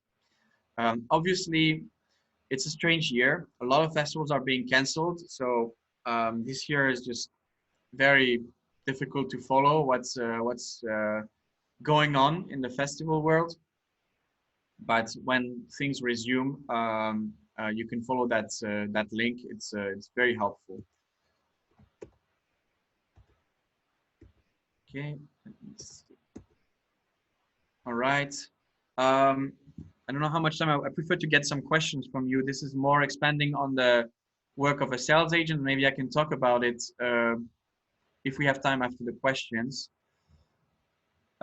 This I don't have to go into details that much, but very important to prepare material, the masters of your film, the subtitles, the artwork, meaning the poster stills, trailer, logline synopsis, dialogue list, credits. If you have, for short films, usually you don't do it that much, but contracts are good to, it's a good practice to have, you know, at least some simple proof that, you know, your actors agreed to be in the film and that you have the rights to the music that you're using and so on, because some festivals will be asking for the proof so that you don't use anything that you don't have the rights to. But festivals, usually they will ask you to just simply swear that you have everything in order. It's for more like sales agents. If they want to sell your film to a TV station, then you really need to prove that you have it. I'll make a simple note here about M&E mix. For art house short films, it's not very relevant, but if you're doing something a little bit more commercial, you're gonna have to prepare a special mix of your film, sound mix of your film that doesn't have the dialogue of your film, so that the film can be dubbed. In some countries, they dub the films and they need to have basically a track with just the effects, the music, and the atmosphere, and just no dialogue, so that they can dub it. So when you prepare your mix, ask the person that does your mix if they can do a version without the dialogue in there. You can do it after, but it's much harder. The future of the film market, I think we can talk about this now with questions, but hopefully there will be a way to reach your audience in a more direct way.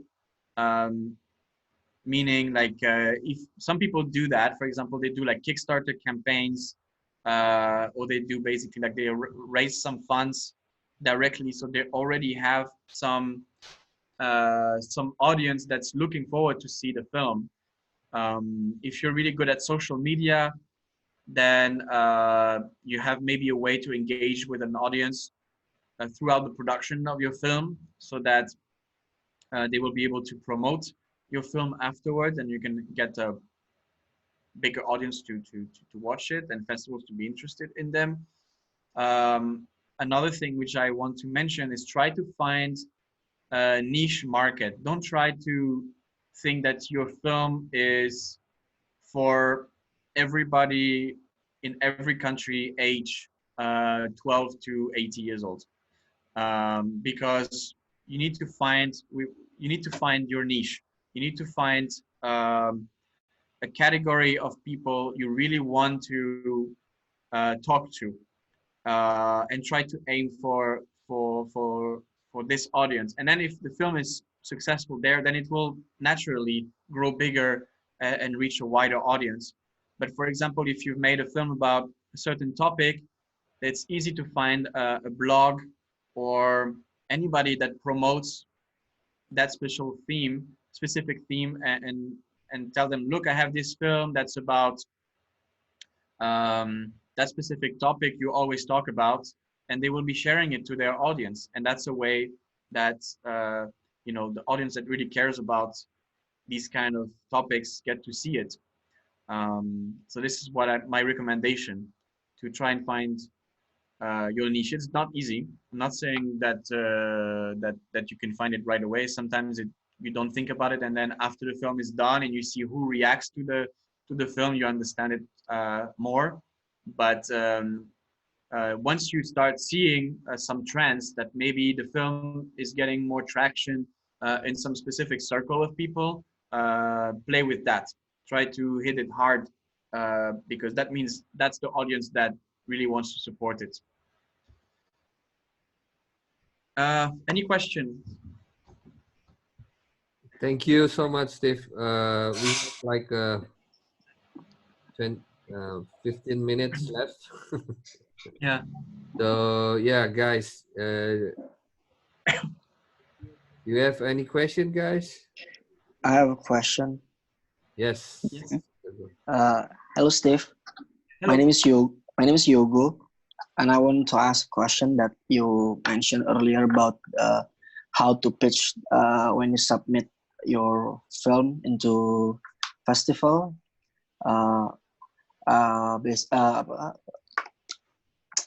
We will submit our film to several festivals, right? And then you said that you have to be communicative and then tell them the reason why you want to specifically apply to their festival. But you said you also said that they the festival people each other, that they talk to each other, so it's a small word. So how we how's the best way or example to submit a pitch the cover letter to the festival?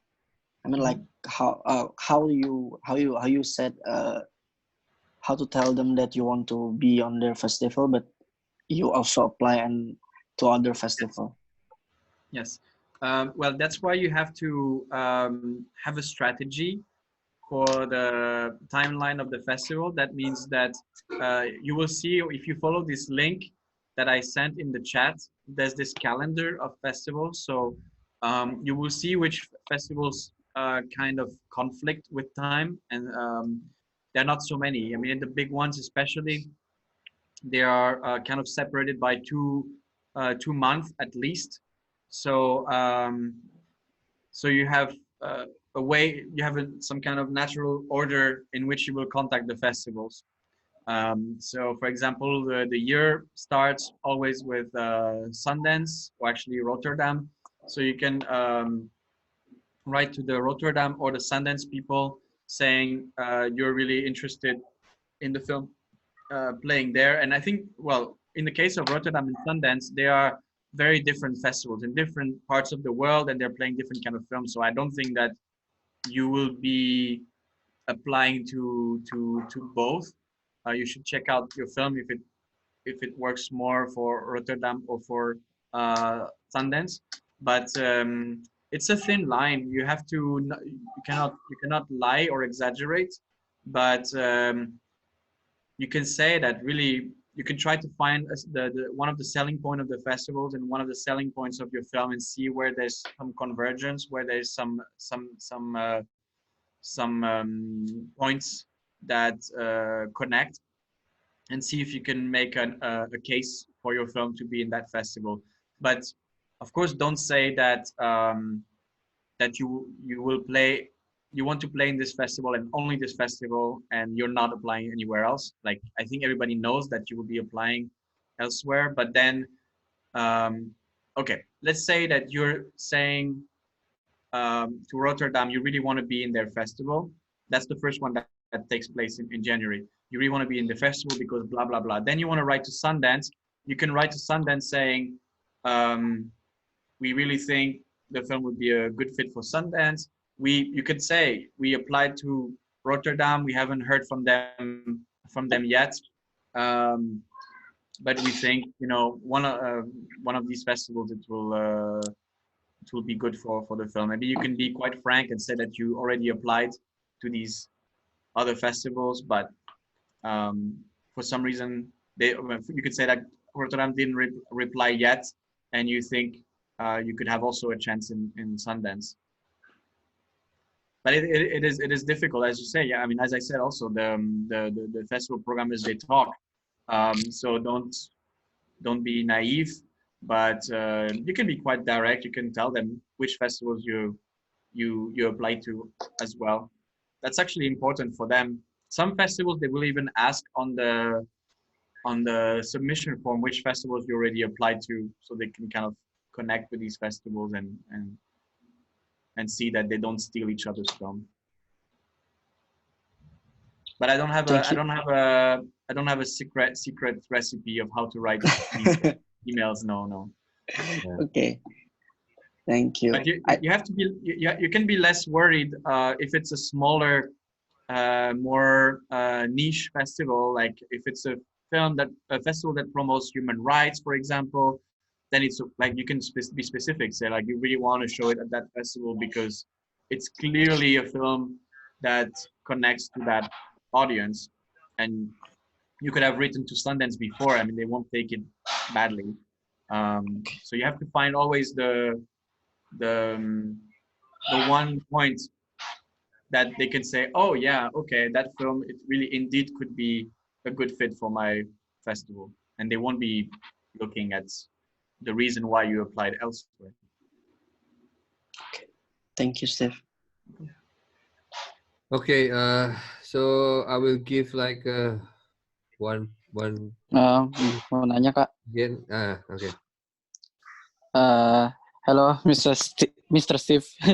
My name is Aldi. So actually, I have two questions, but the other question is a personal question. So the first question is how to make a great pitch to producers. Are there any crucial points in the process of pitching our ideas?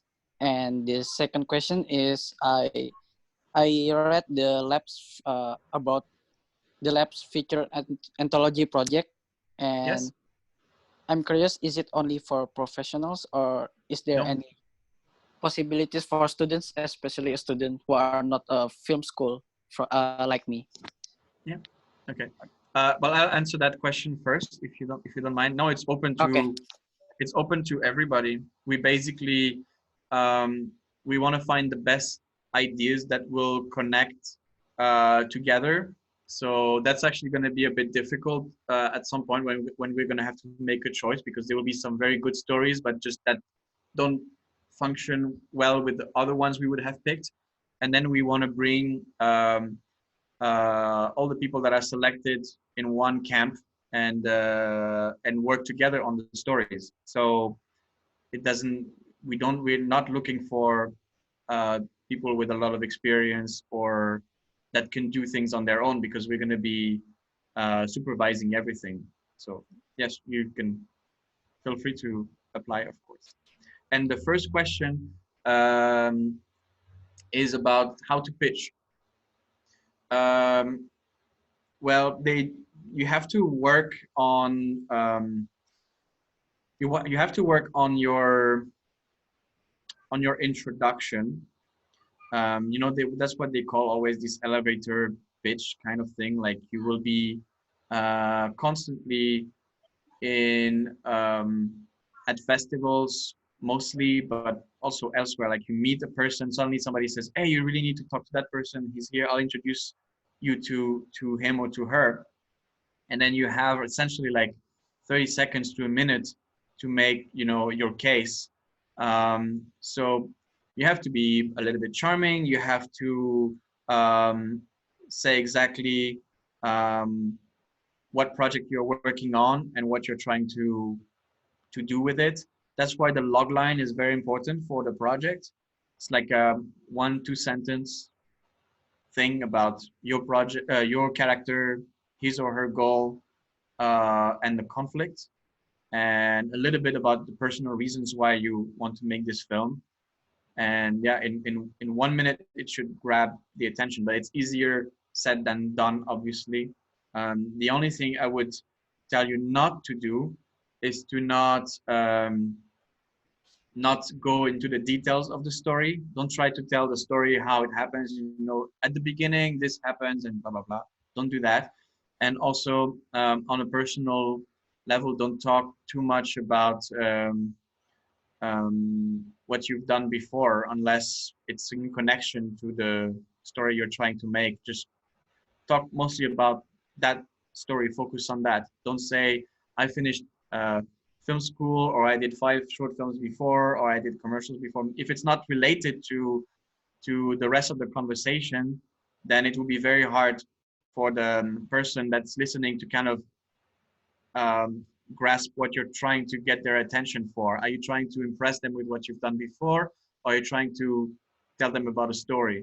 It's very difficult. Like these people, especially if they're important people, they are, so many people talk to them every day, especially at these festivals. They're constantly asked, go there, talk to this person, do this, answer this interviewer, now talk about your film, do this Q&A, and so on. And then they get a lot of these small introductions, and right from the beginning, you need to understand what the person you're talking to wants from you. So that's kind of what I would suggest, to be direct. I mean, you don't have to say like, be my producer, please, but you can say like that you're working on a film, and the film is about that, and this is at the stage you're at. And if they're interested, you can send more information. And then if they are interested, they will continue. They will make that conversation last longer. And if they're not interested, don't take it badly. It's better not to waste time for you and for them. If they're not interested in the type of film you're trying to make, why force it? Why to force this marriage? It's not going to happen. Okay, thank you. Okay, Steve. Is it okay? There is a one person? Yes, of course. I'm free. This is the last person. I promise you. No. Please, it's okay for me. The time is also ended. We'll end it. So who's gonna ask question? The last person. Me, Kagyo. Okay, Euro. Steve, do you have any tips for have a unique selling point on our film? Can you repeat? Do you have any tips to make a unique selling point on our film? I mean, my film, like everybody's film. Yeah. Yeah. Yeah, it's a good question. From the time you're writing the script, probably you should try to, there's one thing I actually glanced over very quickly, somewhere there in the, where was it? There was something that said also, like, think of a good hook to the story. This is something that maybe I bring the most to the projects when I get the scripts, is I always try to work with the writer and the director on the first seconds, the first minute of the film.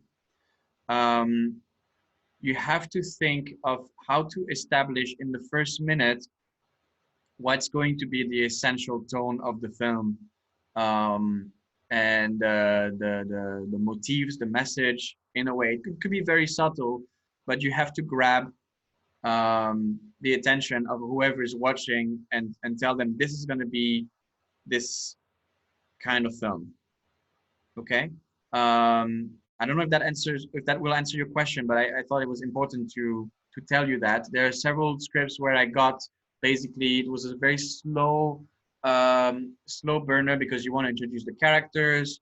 You basically want to use feature film techniques, or almost like TV series techniques, to a short film, where you should kind of get right into the story from the beginning.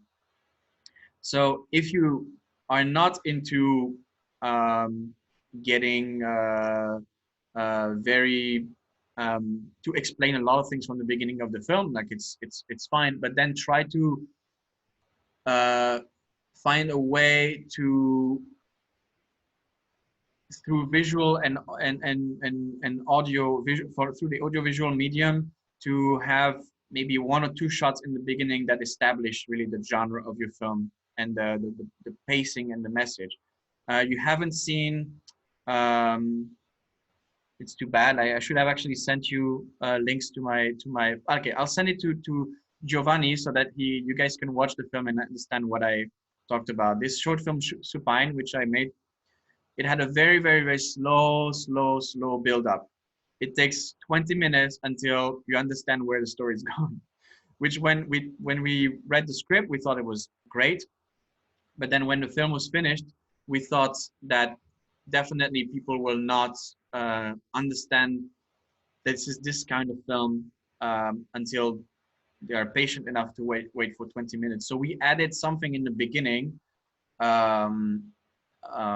which has no connection to the rest of the story. It's just basically one shot of a dead bird being eaten by worms, and it creates the uneasy sensation that something bad is going to happen, you know, towards the end of the film. So we knew that with the festival programmers, they will watch that, and it's a good hook to that story. And there are a few elements in there. We know that the story is going to be about animals dying in some way, and the music was a little bit like powerful, so you know that it was going to have a powerful ending, and then you're setting that mood so people are more in the mood to follow you. Now, in terms of selling points, yeah, you have to look at your story and see what is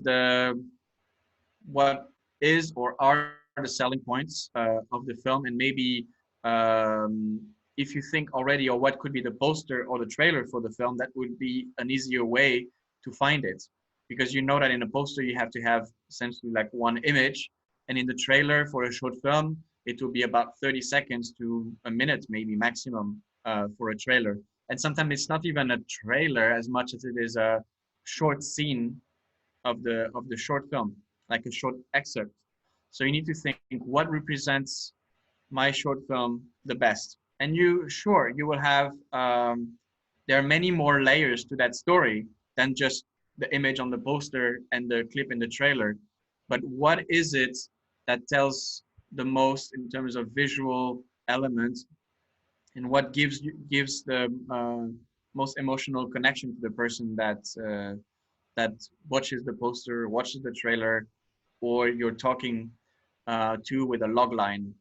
It's essentially trying to find the marketing trick for your short film. It's a very hard job. I'm actually not asking usually the directors to find this themselves. It's very difficult.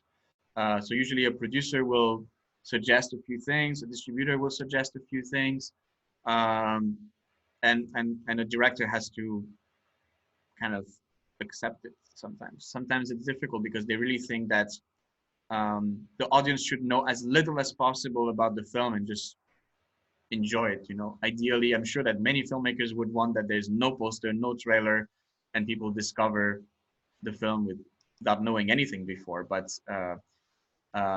it's good that you understood that there is this industry is also about selling a product. So you have to find that about your film. If you're interested in doing that, then I think you will find it for your film. If it's difficult, then ask somebody else, somebody who has more experience in marketing, maybe to look at your story, look at your final film and see how to highlight one specific point. Okay. It's the last question. The last. So Aldi wants to ask something about, I don't know. Aldi, go ahead. Sorry. I want to ask how to submit the treatment for the anthology project. So I don't know how you found the information, but I think on the document it should have the email. But if you ask Giovanni, he will ask me again, and I can send you the email address. He saw in Facebook your So I think if you on Facebook, you should click on the link, and then it opens a kind of PDF, and at the end of the PDF there should be a contact page. But otherwise, it's my email, so Giovanni can share my email with you guys, and the deadline is the 18th of May, so it's quite Ah. soon. Yeah, your email is already on your PDF, so Yeah, PDF will be sending. you will send. I Yeah, you will send. Actually, what I could do is well, I'll send it to you. I think it's easier if you forward it to them because I could send it by the chat, but it's Yeah, it's okay. It's okay.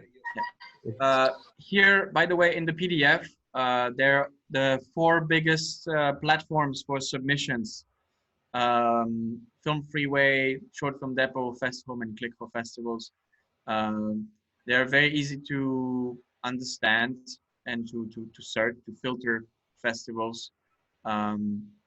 So maybe it's good to work in a team as well to kind of make a list of the festivals that could work, because there are, as I said, there are hundreds of festivals. So if you work in a team and you try to exchange information that you found, like, hey, look, I found this festival, maybe it would be good for your film. But on the other hand, work together on this.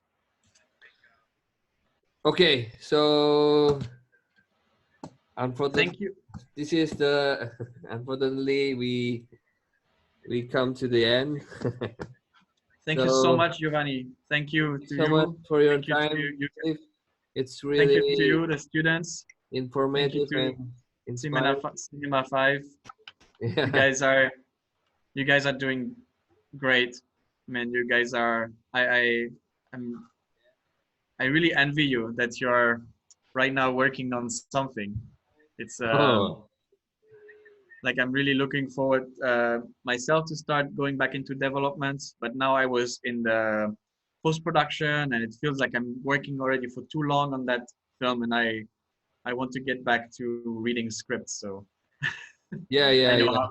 I know how it feels now to be writing. So in the future, if is it okay if somebody in here, because some of my students want to send their script to you and wants feedback from you to your email? Is it possible, Steve? It's possible. Sometimes I don't answer right away, but if I don't answer, don't hesitate. To write me again. If if you've waited 2 weeks and I didn't get back to you, then you can write me again. Said, did you get my email? And then I will, because sometimes it depends on what's happening. Oh, I appreciate so much. Thank you so much, Steve.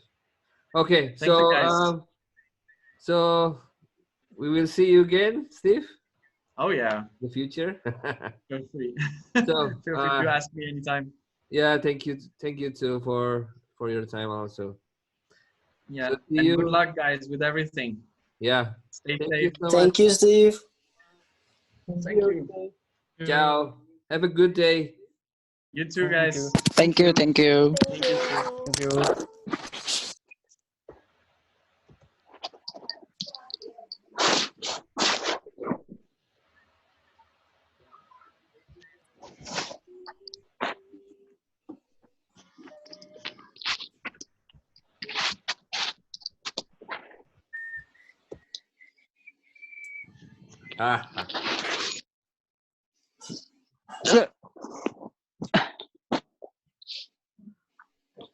Mana guys?